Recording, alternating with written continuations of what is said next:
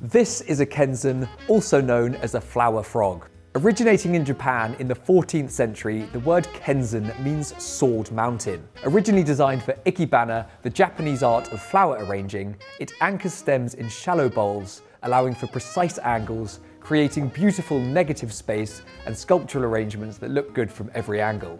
Today we're creating a relaxed, modern centerpiece that's perfect for a dinner table, and for this sized frog, choose a medium shallow bowl.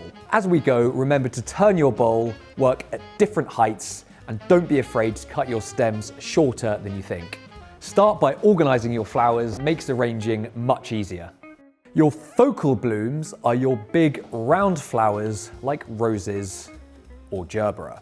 Your secondary flowers are smaller supportive stems like carnations and tulips, or multi-headed stems like alstroemeria and santini. Your architectural stems are taller, more pointy stems, adding height like antirrhinums and kangaroo paw. Your filler flowers add a bit of airy texture, and they are stems like statice or solidago or this lovely limonium. And finally, your foliage adding a bit of width and wildness, and they are stems like eucalyptus and grasses such as panicum grass.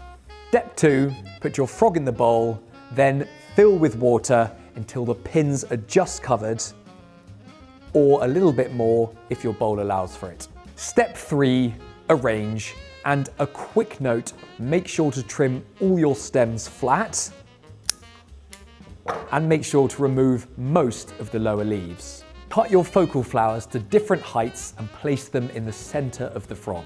Make sure to angle the stems, working with each stem's unique shape, and rotate the bowl to check the balance from every side. Now add your secondary flowers in and around the focal flowers, varying the height without overcrowding. Now add some height, insert your architectural stems nearer the very center of the frog.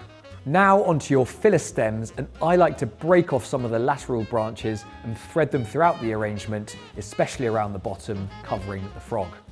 And finally, you can finish with your foliage, which you can use to add some width and a little additional texture. So there we have it, a relaxed sculptural arrangement that looks good from every angle. There really are endless opportunities for you to get creative with a flower frog. It's all about you just having fun and using your imagination, and I can't wait to see what you come up with.